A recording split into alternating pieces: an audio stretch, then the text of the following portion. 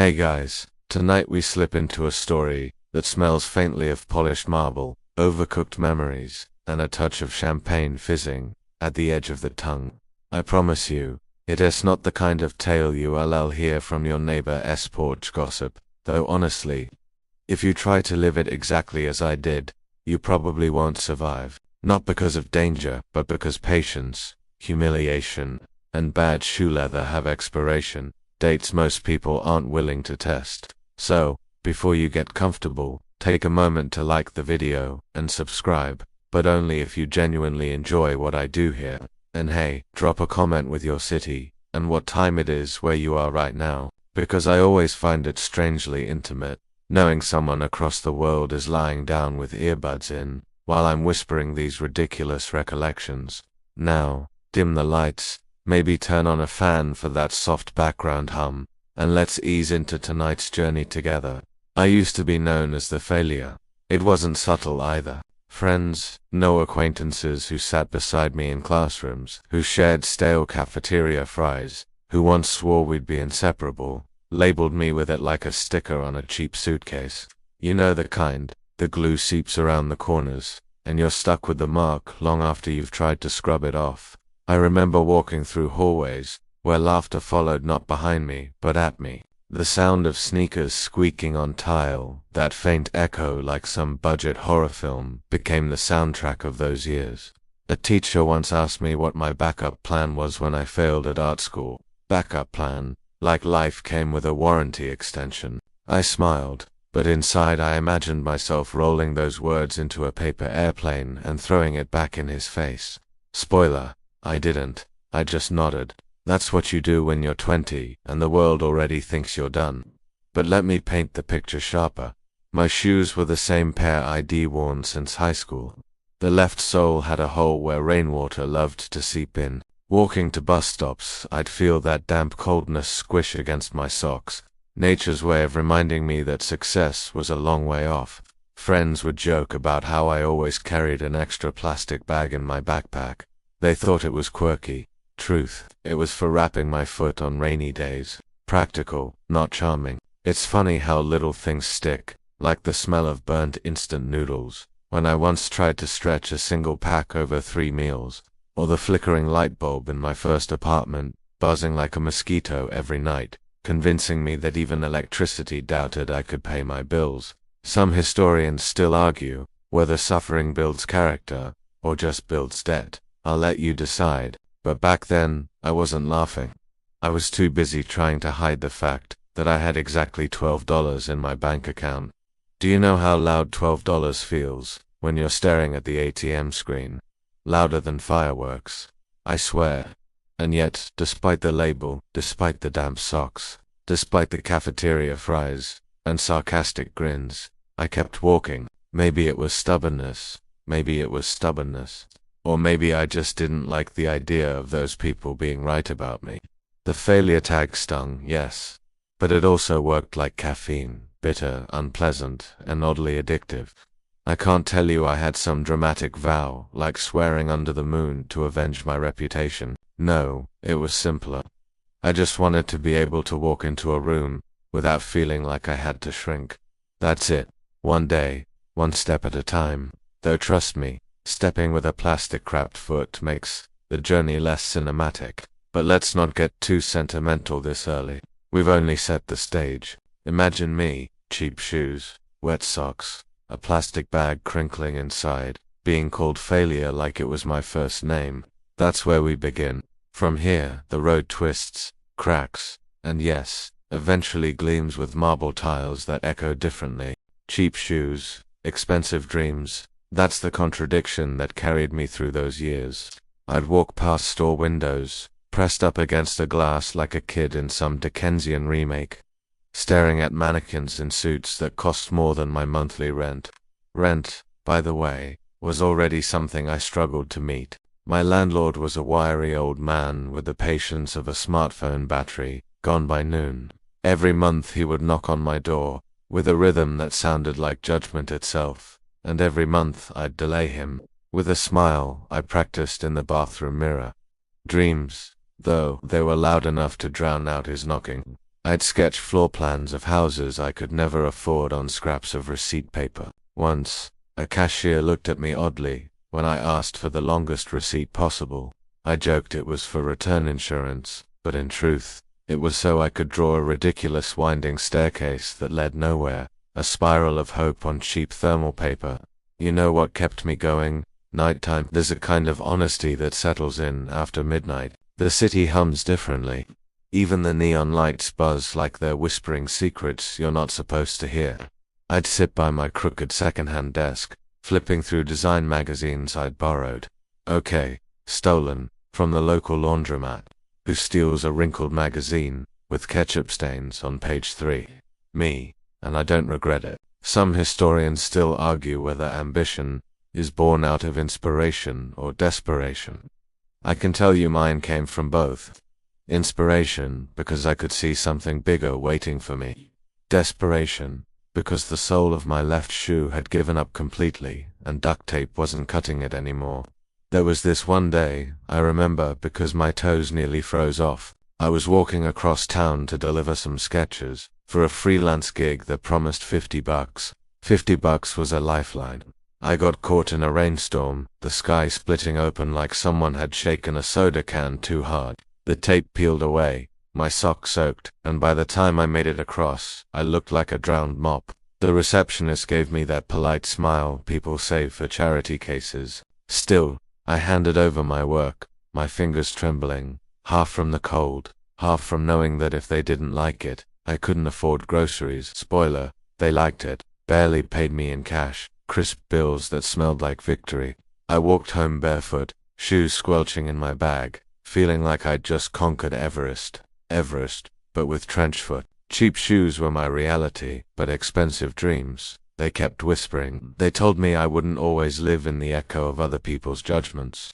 They said one day, I'd host dinners where the sound of glasses clinking would drown out every mocking laugh I once heard in those tiled hallways. I didn't know how, I didn't know when, but I carried that vision like a secret flame, tucked deep where no rainstorm could reach. And if you're listening closely, you'll hear it too. The shuffle of wet socks against linoleum, the squish-squish rhythm of determination, the ridiculous soundtrack of a life that refused to quit. The cafe smelled like burned espresso and cheap sugar packets, the kind that never dissolve no matter how hard you stir. That was where I thought I'd find a foothold behind a counter.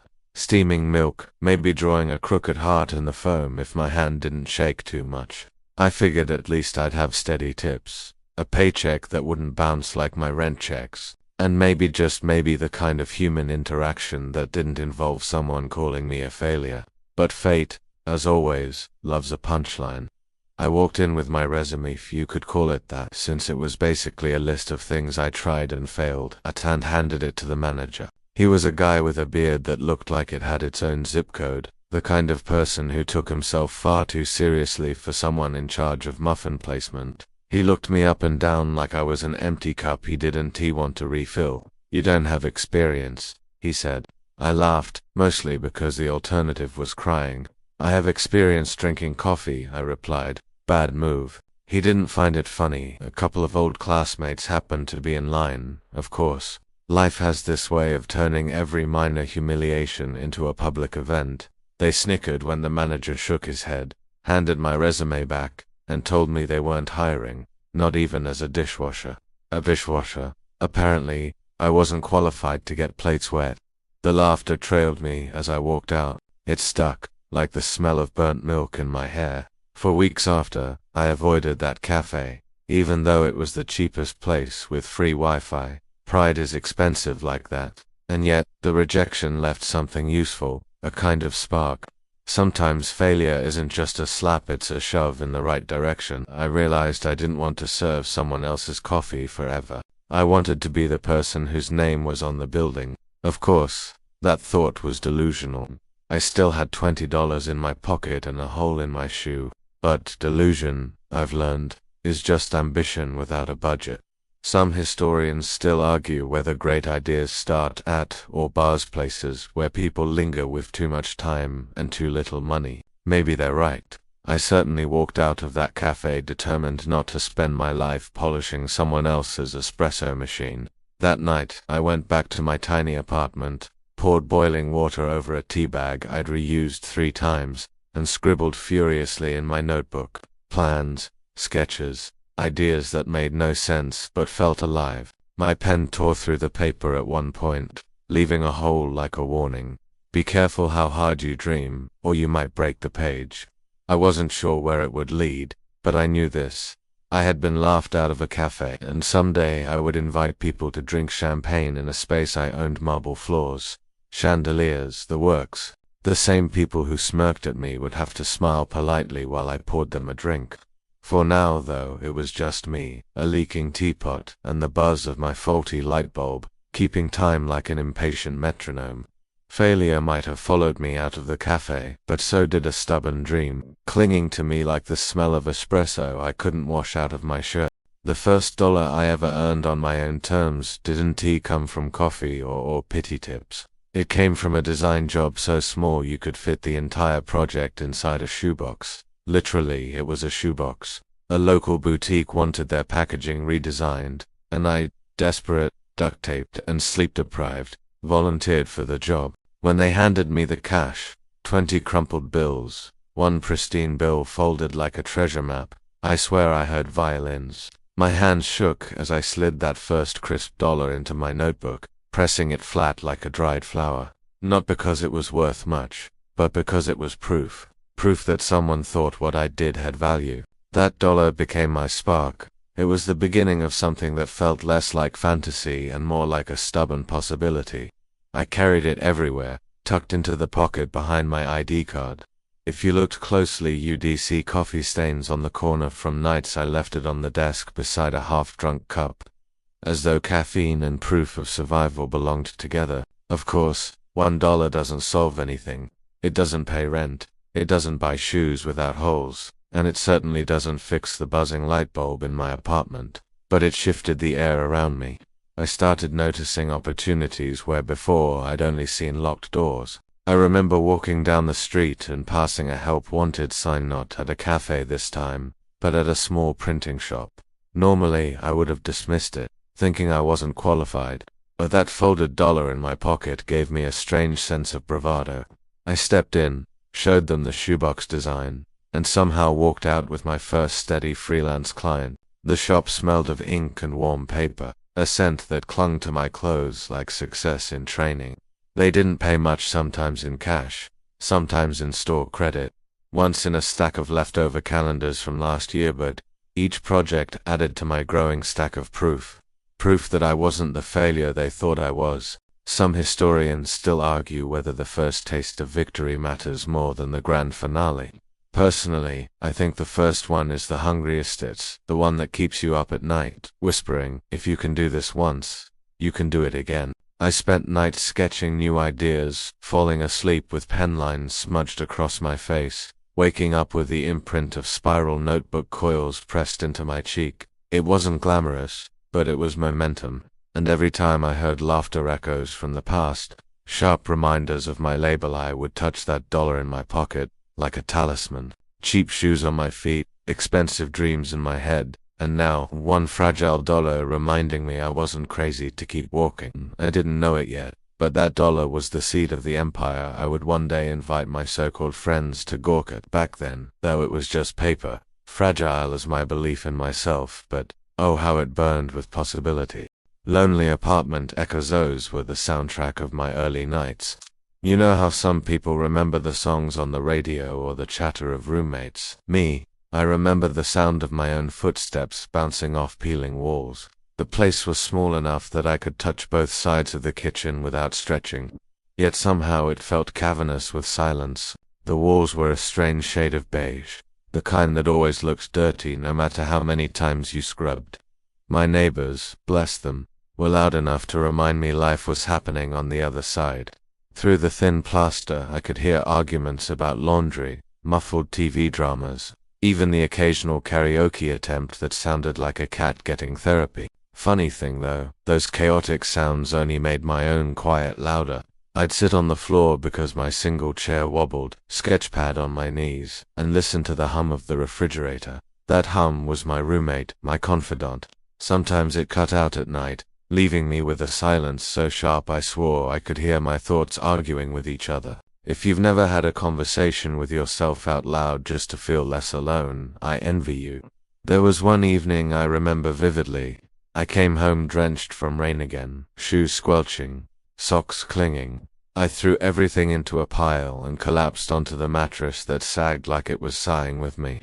The ceiling leaked in one corner, a rhythmic drip into a plastic bowl. Each drop echoed like a clock, ticking away the hours of a life that didn't feel like it was moving forward. Some historians still argue whether solitude builds creativity or madness. I say it builds both. In those echoing nights, I dreamed harder. My pen scratched like a tiny heartbeat on paper. I'd draw sweeping staircases, chandeliered halls, and glass windows taller than my entire apartment building. And then the drip from the ceiling would remind me where I actually was.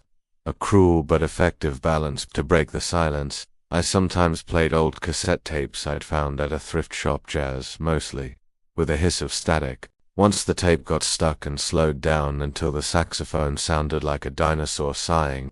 I laughed so hard that night, alone in my echo chamber. It wasn't glamorous, but laughter in loneliness is a small rebellion. The funny part, I used to think, if I ever make it, I'll never forget this sound. And here I am, telling you about it, because it still lives in me. The echo of that tiny apartment reminds me that marble halls and grand rooms mean nothing if you don't remember the drip of the ceiling bowl. Loneliness was my roommate, but it taught me something no success could. How to keep company with myself. And let me tell you, if you can survive nights like that, you can survive almost anything, except maybe your neighbor's karaoke. It's funny how sometimes the biggest turns in life arrive dressed like accidents. That chance encounter that opened a golden door for me. It started with me almost being hit by a delivery bike. I'd been too busy staring at an office building with its glass facade glittering like wealth itself, imagining my name someday etched onto the entrance plaque. Meanwhile, the cyclist swerved, cursed at me, and a stack of brochures went flying. Naturally, I helped him scoop them up.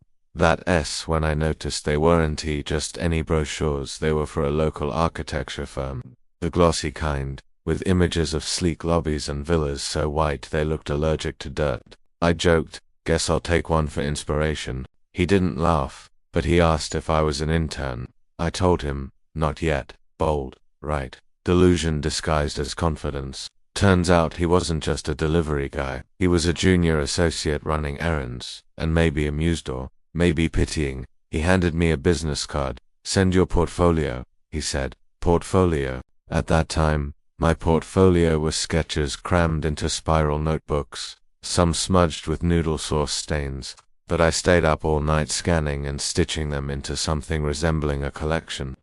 The next week I found myself sitting in the firm's waiting room. My heart thudded against my ribs like it wanted to escape. My shoes were still duct-taped by the way I'd polished the tape, so it shone like patent leather. Resourceful, if nothing else. When they called me in, I expected laughter. Instead, one of the partners flipped through my sketches, pausing longer than I dared hope.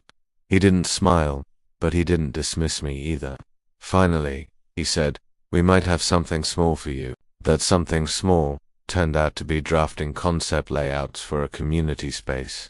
It paid peanuts, but peanuts taste like caviar when you're used to instant noodles. More importantly, it put me in the room. I sat at desks with people who actually built the kind of places I dreamed of. I listened more than I spoke, absorbed everything like a sponge to dry for too long. Some historians still argue whether success is built on luck or persistence. For me, it was both the luck of almost being flattened by a delivery bike, and the persistence to turn that into an opportunity instead of just a funny story. Looking back, that golden door didn't swing wide open. It creaked, reluctantly, like a door in an old movie. But I shoved my foot in before it could close again, tape-covered shoe and all. That chance encounter didn't change everything overnight, but it changed everything eventually. It gave me a glimpse of how close my dreams were, even if they still felt galaxies away. The day started with burnt toast, smoke curling out of my toaster like it was auditioning for a horror film. I waved a notebook over it, coughing, thinking, well, there goes breakfast. What I didn't know was that this small kitchen disaster would lead to one of the most important partnerships of my life. See, I ran downstairs to the corner cafe, because I couldn't eat charcoal for the third time that week. And there, in line ahead of me, was a man flipping through building blueprints like they were the morning newspaper. Naturally, I peeked, subtle as a nosy pigeon, and recognized one of the layouts I'd seen at the firm. I couldn't help myself. That staircase curve is going to choke the hallway flow, I said, half joking, half testing whether my mouth could outrun my brain. He turned, his eyebrows arched, like I'd just critiqued his child. Then he smiled. Finally, someone who notices. That's how I met Daniel. He was mid-level at the firm, brilliant but overworked, and apparently equally tired of nodding through bad designs. Over coffee, we talked about spaces that made people feel something, how a room could hum with comfort or pulse with energy. By the time we finished, the burnt toast was long forgotten. Daniel became more than just a colleague. He became my first real partner. Not a boss, not a client, but someone who saw what I saw. He invited me into projects, sometimes small, sometimes risky, always with the promise of let's see if we can pull it off. There were nights we camped in the office, surrounded by empty takeout boxes, sketching on tracing paper that curled at the edges from greasy fingers. We argued over window placements like philosophers debating the meaning of life. I once compared a badly drawn column to a soggy French fry. He nearly choked laughing. That was the magic. We could find humor in exhaustion. Some historians still argue whether partnerships succeed because of shared vision or shared suffering. In our case, it was both. Burnt toast had led me to someone who understood that my duct-taped shoes weren't a symbol of poverty, but of persistence. Through Daniel, doors opened wider.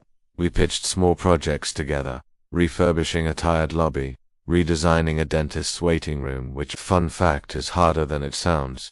Nobody wants to sit longer than 5 minutes surrounded by drills. We didn't make much money, but we made momentum. And momentum, once it starts, is harder to stop than smoke from a toaster. Looking back, I sometimes think if I hadn't burned that bread, I might never have walked into that cafe at that exact moment. Success, it seems, is often hidden inside small disasters, and sometimes it smells like smoke before it tastes like victory. Failures are funny things, though at the time, nothing about them feels funny. They sting, they echo, and they cling to your clothes like cigarette smoke after a night out. Daniel and I had our fair share of them, maybe more than our fair share. Each one felt like a slap from the universe reminding us we weren't special yet. There was the hotel lobby we redesigned, where the client decided halfway through that he actually preferred something more medieval. Imagine spending weeks on sleek glass concepts only to be told he wanted fake torches and faux stone wallpaper. We laughed, because crying would have cost extra. Then there was the small cafe renovation where we measured wrong, by inches. Inches, but in design, inches are the difference between elegance and disaster. The new counter barely fit, wedged in like an overstuffed suitcase.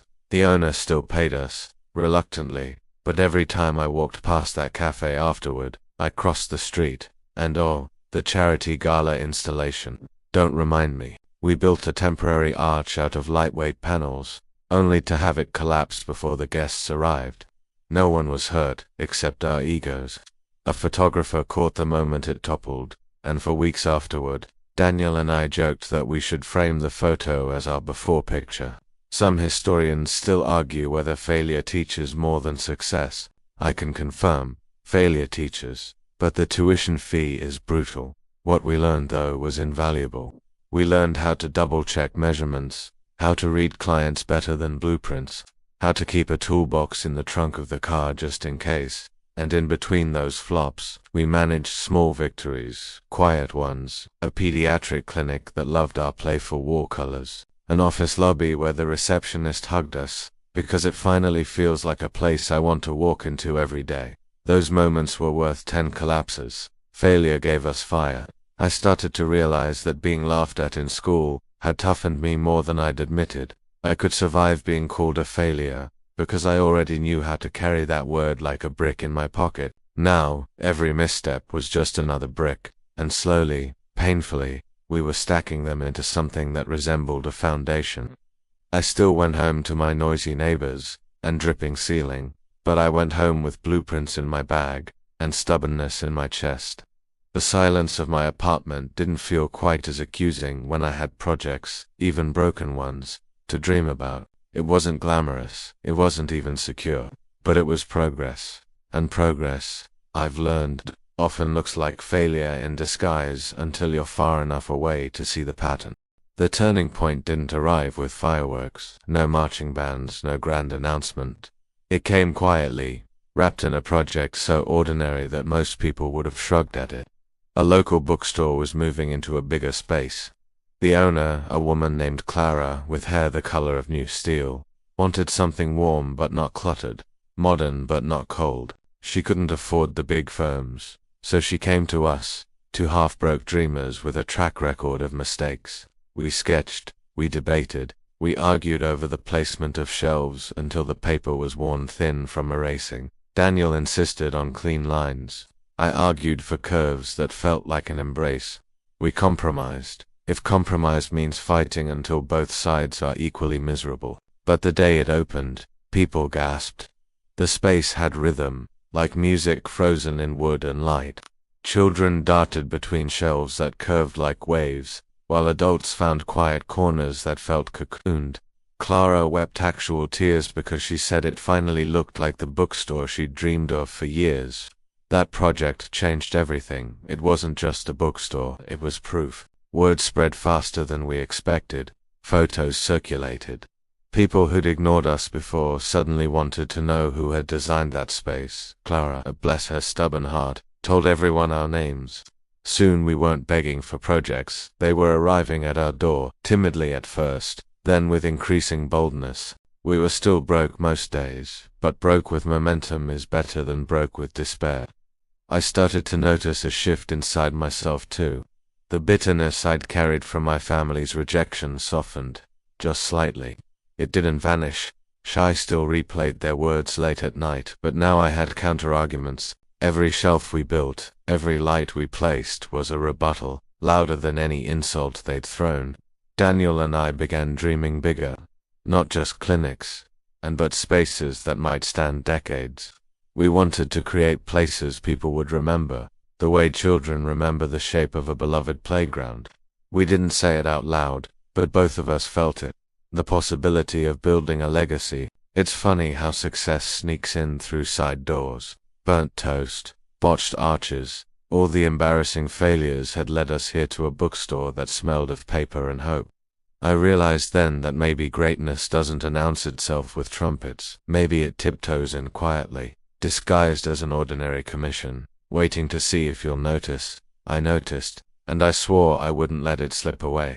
The bookstore was a seed, and suddenly the soil around us was fertile. Within months our small partnership was juggling more projects than our weary hands could comfortably hold. It felt absurdist, the duo who once couldn't measure a counter correctly, now fielding calls from clients who used words like visionary without irony. One evening, while rolling up a set of floor plans, Daniel said, "We need a name." "A name?" I asked, smudged with graphite, half distracted for the studio. "We can't keep introducing ourselves as Daniel," and he waved vaguely at me. "We need something that feels bigger than just us." We tossed ideas around for hours. Some were laughably bad. Blueprint Buddies still makes me cringe. Others felt pretentious, heavy with Latin roots neither of us could pronounce. Finally, we settled on a simple word that captured what we wanted our work to feel like. Haven. Haven Design Studio, Daniel said aloud, testing the sound. It felt right. A place of safety, of belonging, of beauty. That night we printed the name on cheap business cards with a second-hand printer that jammed every fifth attempt. Still, they were ours. With a name came identity. Clients trusted us more, as if a name gave us weight. And slowly, painfully, the finances began to stabilize. We moved out of my leaky apartment for a shared workspace, just 2 desks, a flickering lamp, and a wall we covered in sketches and pinned quotes. We worked like monks, except our religion was spatial flow. Of course, not everyone was thrilled. The big firms noticed us nibbling at their projects. A few dismissed us as amateurs, others tried to undercut us with impossible bids. We didn't fight back with money, we didn't have it, but with ideas. Ideas were our currency, and we spent them recklessly. It was around this time that my family began to reappear on the edges of my life. A cousin mentioned my name at a dinner. My mother, apparently, had seen photos of the bookstore in a magazine. They didn't call me, not yet, but I felt their presence like distant thunder, a storm waiting, or maybe rain after drought, I couldn't tell. Inside I was torn. Part of me longed for them to see, to really see, what I had built. Another part whispered, don't let them in. Not yet. I wasn't strong enough to face both their pride and their regret, so I buried myself in work. Haven became not just a studio but a shield. Every blueprint was a boundary, every structure a defense, and beneath it all, the old fire still burned, the need to prove that the kid they had dismissed could build something lasting, something undeniable. We weren't just building spaces anymore, we were building a reputation, brick by brick, and the world was beginning to notice. The invitations started as a joke. Daniel had mocked up a gold-foiled card, with our studio logo embossed at the top, meant to poke fun at how established we were becoming. I held it in my hands, laughed, and then stopped laughing. What if we actually send these? I asked. Daniel blinked. To who? To everyone who ever doubted us. My voice was too steady, too sharp.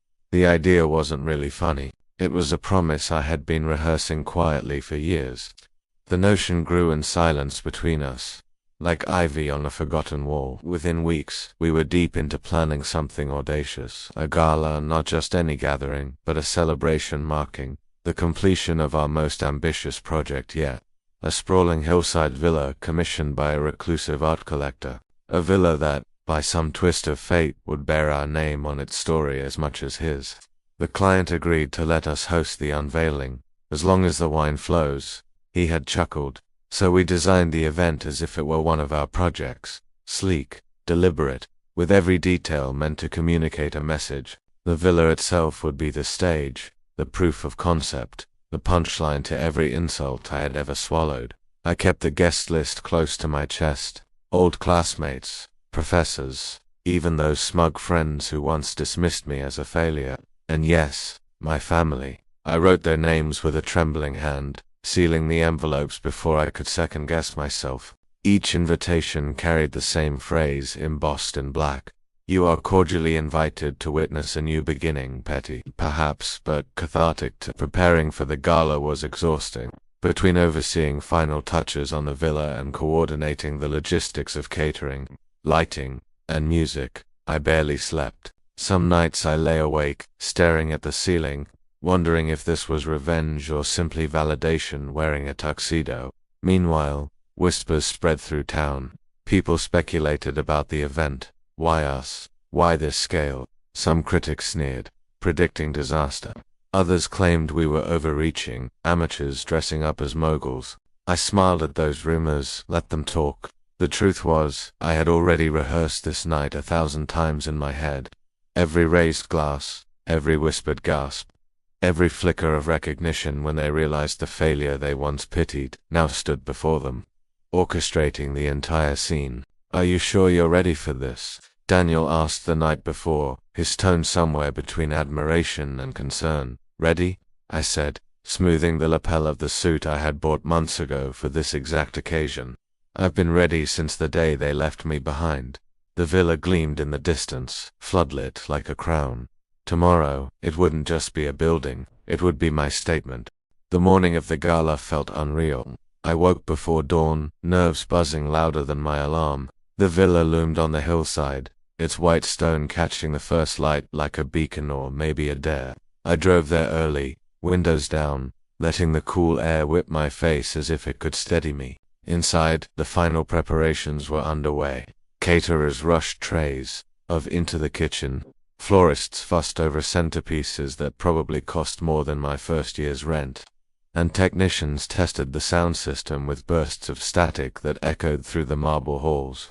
The hum of activity was intoxicating. I wandered through the rooms, running my hand along the railings, the textures of the walls, the curves we had fought to preserve in the design. Every corner carried the ghosts of late nights, arguments, revisions. It was ours every inch of it, and tonight it would speak louder than I ever could. By afternoon, the sun sharpened to gold, and cars began to snake up the driveway. Guests stepped out in suits and gowns, their eyes darting around the architecture with a mix of admiration and envy. I stood at the entrance, greeting them one by one. Some smiled stiffly, as if unsure whether to acknowledge the history we shared. Others looked me up and down, clearly struggling to reconcile the image before them with the failure they had once known. Then came my family. My mother, father, and siblings arrived in a single car, their expressions unreadable. For a second, my throat tightened. I wanted to run, to hide behind the catered oysters, but instead I held my ground. "Welcome," I said simply. My voice betrayed nothing, but inside, a storm churned. They walked past me into the villa, their eyes scanning the grandeur. I caught a flicker of something, pride maybe, or regret, but I turned away before I could name it. The gala unfolded like a dream staged with precision. Champagne flowed, laughter echoed through the open atrium, and soft jazz wrapped around conversations like silk. Guests mingled, pointing out architectural details, complimenting the ambient. I floated among them, smiling, shaking hands, fielding congratulations. Every so often I caught sight of someone from my past, the boy who once mocked my sketches, the girl who said I'd never make it out of this town. Each face turned toward me with a glimmer of disbelief, as if the universe had played a trick and cast me in the role they never expected. Daniel clinked his glass to call for attention. The crowd hushed. My pulse hammered in my ears. This was it, the moment I had been chasing for years, the scene that had fueled every late night. I stepped forward, words ready on my tongue. The villa stood behind me, radiant, undeniable. I built this, I thought. Not just the walls, but the moment. And no one, no old insult, no forgotten slight could take it away. The silence after Daniel's glass tap lingered like a held breath. Dozens of eyes locked on me, some expectant, some skeptical, some wide with disbelief. My throat was dry, but I forced my lips into a calm smile, the kind I had practiced in the mirror. "Thank you all for coming tonight," I began, voice steady though my chest thudded like a faulty bass drum. "When I started this journey, I had nothing but stubbornness, a pile of rejected sketches, and a leaky apartment ceiling that dripped water on my bed every time it rained." Laughter rippled through the room, soft but genuine. A joke, small but sharp, exactly as I wanted. Some of you remember me from those days. Maybe you even doubted I'd get here. I let the words hang, savoring the quiet shift in posture from a few familiar faces. And honestly, I don't blame you. I doubted myself, too. But somehow, brick by brick, sketch by sketch, here we are standing inside a place that once lived only in pencil lines and daydreams. I gestured toward the sweeping staircase, the archways glowing in warm light. The villa itself seemed to lean in, proud to play its role. These walls aren't just stone, they're proof that failure isn't permanent, that sometimes the insults, the setbacks, the nights when you feel invisible, they all become part of the foundation. Another ripple of applause. My palms tingled, a rush of heat and relief. I caught sight of my parents near the back. My father's face was unreadable, but my mother's eyes glistened with something I hadn't seen in years. Regret, admiration. The historian in me whispered SHCV untrans CIRNG, and I nearly laughed at the absurdity of narrating my own life like a textbook. I closed with a toast, raising my glass high, to new beginnings, to resilience, and to making peace with the ghosts of failure. May we all learn to build havens of our own. The clinking of glasses filled the atrium like wind chimes in a storm. For the first time in years, I didn't feel small. I didn't feel dismissed. I felt anchored, rooted in the very thing I had created. The music swelled again, conversations resumed, and people began exploring the villa more closely. Guests traced the curve of staircases, ran their hands across custom-built doors, asked about materials. I overheard someone murmur, "This doesn't feel like his first masterpiece." I wanted to laugh and say, It isn't the first, it's just the first you've noticed. Daniel found me later, slipping a glass of water into my hand. You killed it, he said, grinning. Not bad for a failure. Huh, I smirked, though the words carried more weight than either of us admitted. Outside, night deepened, stars scattering across the sky like diamonds flung from a careless hand. The villa glowed against the darkness, and for once I let myself believe I had arrived. After the toast, the night unfolded with a strange electricity. People who once dismissed me now leaned in too close, their voices syrupy with sudden admiration.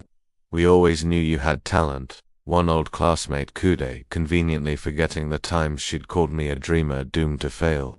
I smiled, nodded, and filed her words away in the mental cabinet labeled revisionist history. As the evening stretched on, I drifted between groups, half listening to conversations about real estate markets and vacation homes. A part of me still felt like an intruder in these circles, as if someone might tap my shoulder and remind me I was supposed to be bussing tables, not hosting galas. But then I'd catch sight of the villa's walls and the thought dissolved. My parents stayed mostly quiet, orbiting the edges of the crowd. At one point, my mother approached a painting hanging in the main hall, running her fingers lightly over the gilded frame. "It's beautiful," she murmured. I wasn't sure if she meant the art or the house. I didn't ask. There was a moment, the quiet one, when she turned to me and said, "You did this." Not a question, not an accusation, just a statement. And for a heartbeat, I was 12 years old again, clutching a crayon drawing I'd begged her to hang on the fridge. The night held other surprises. A local journalist cornered me, notebook in hand, asking about Haven's future projects. A developer whispered about partnerships. Even a rival architect, notorious for his arrogance, raised his glass in my direction. "Impressive," he said, the word tasting like it had been dragged out of him. And then came the strangest detail of all. As the band struck up its final set, a sudden blackout swept the villa. Lights snapped off, the music cut, and a gasp rippled through the guests. My heart lurched. I pictured headlines about the failed gala, my entire revenge arc collapsing in darkness. But just as panic tickled the edges of the crowd, the backup generators hummed to life. Soft golden light spilled across the atrium, warmer, more intimate than before. Guests laughed nervously, clinking glasses as if it had been staged. And maybe, in a poetic sense, it had. Because standing there, in that glow, I realized something. The power had gone out, yet the night hadn't fallen apart. People stayed. They toasted again. They admired not just the villa's grandeur, but its resilience. And maybe, I thought, that was me too, a structure built to withstand the blackout. The party carried on late, laughter spilling out onto the terrace where the city twinkled below. I leaned against the railing, the night breeze cool against my face. Daniel joined me, silent for a while, before saying, "They'll never call you a failure again." I didn't answer right away, because maybe it didn't matter what they called me anymore. The villa spoke louder than any word they could choose. By the time the last car wound its way down the hillside, the villa was hushed again, its marble floors echoing only the faint footsteps of staff clearing glasses and folded napkins. I lingered in the atrium long after everyone else had gone, tracing the patterns of shadow and light across the stone, as if committing them to memory. Daniel had already slipped away, exhausted, promising to meet me in the morning. My parents had left without a grand gesture, no dramatic reconciliation, just a quiet handshake from my father and a lingering look from my mother that felt heavier than words. Maybe that was enough for now. Maybe closure wasn't always fireworks, it was sometimes just silence that didn't sting anymore. I walked through the villa one last time, touching the walls, the railings, the windows that framed the city below. This house, this event, this night, it was the culmination of every insult, every sleepless night, every shaky sketch on cheap paper. The ghosts of my past had been invited in, and they had seen. Whether they admired, envied, or resented, it didn't matter. They had witnessed. Out on the terrace, I leaned against the cool stone and let the night air wash over me. The city twinkled beneath me, oblivious to my triumph, as cities always are. A laugh slipped from my lips, half joy, half disbelief. I remembered the leaky ceiling of my apartment, the bookstore project that barely scraped by, the business cards from that cranky old printer, all of it had led here. SHCV untranscirng. I whispered to the empty night, whether success is measured by what you build, or by who finally sees it. Either way, I had given them something undeniable. The villa stood behind me, gleaming against the dark, less like revenge and more like a promise that I would keep building, keep carving beauty from doubt. My past was not erased, but it had been rewritten, stone by stone, into a story only I could tell. And maybe that was the sweetest victory of all. Not their applause, not their envy, but the simple knowledge that I had survived long enough to stand here, unshaken. The night grows softer now, like the hush after a storm. You can almost hear the villa settling into its foundations, sighing as the last traces of music fade. My voice slows with it, drifting into the kind of rhythm that feels less like speech and more like a lullaby. Picture the empty rooms bathed in amber light, curtains swaying gently in the night breeze. The clinking of glasses has stopped, replaced by the low hum of silence, the kind of silence that doesn't feel lonely, only restful. I walk through it slowly, every step lighter, the weight of proving myself finally set down. It's almost funny, isn't it? We spend years carrying old words like anchors, only to realize one night that we're free of them. Free to build, to rest, to let go. The villa is still there, strong and steady, but in this moment it blurs at the edges, like a dream fading as you slip deeper into sleep. Let that image soften for you now, the glow of stone walls, the cool air brushing your face, the hush of a world that has nothing left to demand. Breathe into it, let yourself drift with it. There is no need for applause here, no need for defense, just rest and the quiet assurance that you, too, have survived your storms. The lights dim further, the hum settles into stillness, and I lower my voice, almost a whisper. Sweet dreams.